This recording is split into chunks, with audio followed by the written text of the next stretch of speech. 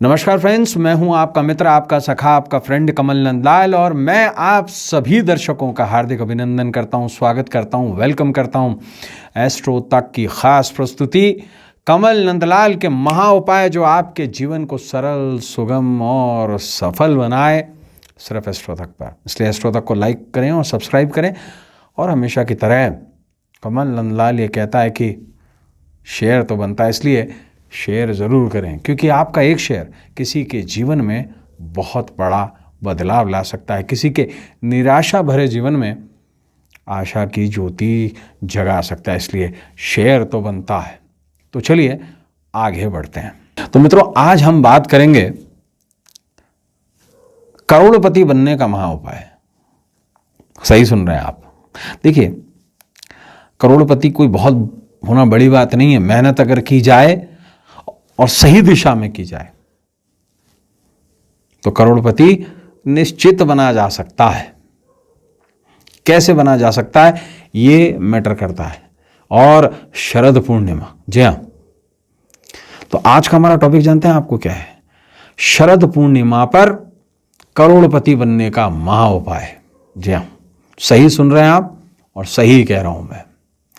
खास एपिसोड शरद पूर्णिमा की सीरीज के कुछ एक एपिसोड आपके लिए हम लेके आ रहे हैं और यह एपिसोड आपके जीवन में बहुत बड़ा बदलाव लेके आएंगे। जी हाँ, देखिए, शरद पूर्णिमा उन खास 4 रात्रों में कही गई है जिसमें स्वयं महालक्ष्मी धरती पर पधारती हैं। और शरद पूर्णिमा की वो रात्रि है जिसमें चंद्रमा अपनी 16 कलाओं से परिपूर्ण होता है। और ये जो 16 कलाएं हैं ना, ये जीवन में बहुत बड़ा इंपॉर्टेंस रखती हैं। शरद पूर्णिमा यानी कि शरद ऋतु का आगमन, शरद ऋतु का खत्म होना और अब सर्दी का शुरू होना है। और यहीं से महालक्ष्मी प्रवेश करती हैं। और आप जानते हैं, महालक्ष्मी देव दीपावली तक, पूरा 1 महीने तक धरती पर रहती हैं। इस 1 महीने में जिसने लक्ष्मी को ग्रैब कर लिया वो करोड़पति बन गया। सही सुन रहे हैं आप और मैं सही बता रहा हूं। इतनी खास रात्रि कही गई है शरद पूर्णिमा।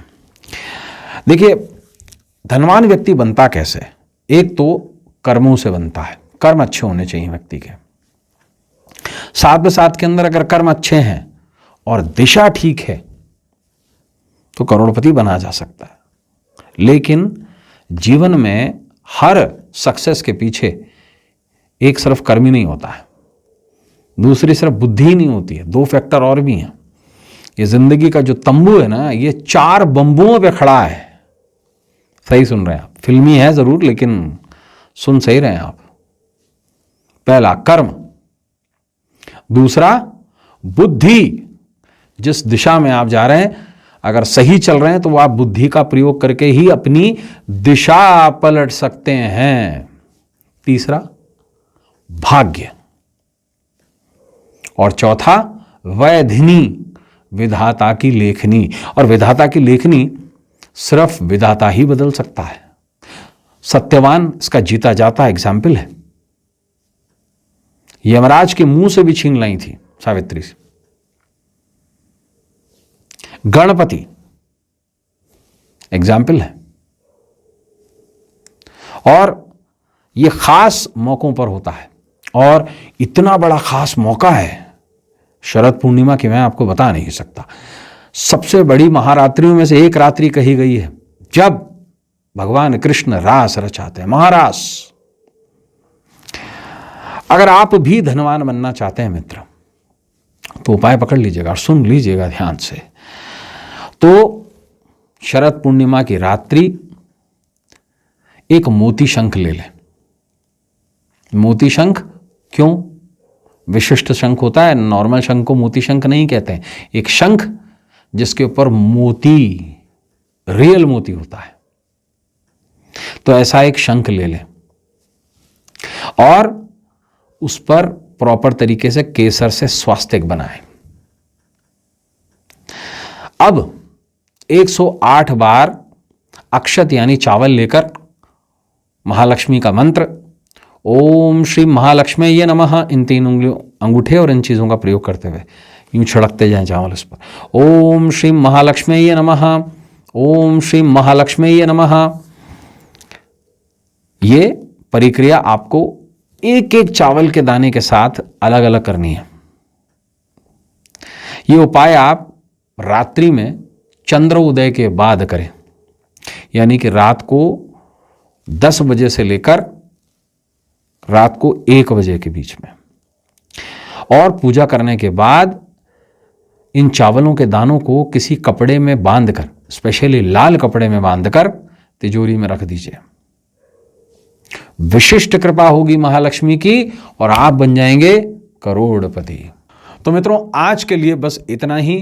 कल आपसे फिर मुलाकात होगी एक अलग टॉपिक को लेकर, जहां हम करेंगे आपकी इस समस्या का समाधान और देंगे कमल नंदलाल के महा उपाय में आपको सटीक ज्ञान। लेकिन जाने से पहले ज़रूर कहूँगा कि शेयर और सब्सक्राइब तो ज़रूर करें, लेकिन शेयर ज़रूर करें। शेयर तो बनता है, क्योंकि आपका एक शेयर ना मित्रों किसी के जीवन में, आपके अपने ही किसी खास के जीवन में बहुत बड़ा बदलाव लेके आ सकता है। इसलिए शेयर ज़रूर करें। अब अपने मित्र, अपने सखा, अपने फ्रेंड कमल नंदलाल को इस उम्मीद के साथ इजाज़त दीजिए कि आपका आने वाला कल है ना, आज से कुछ ज़्यादा बेहतर हो, आज से कुछ ज़्यादा सौम्य हो, सुलभ हो। अब अपने मित्र को इजाज़त दीजिए। नमस्कार, नमः शिवाय, हर हर महादेव।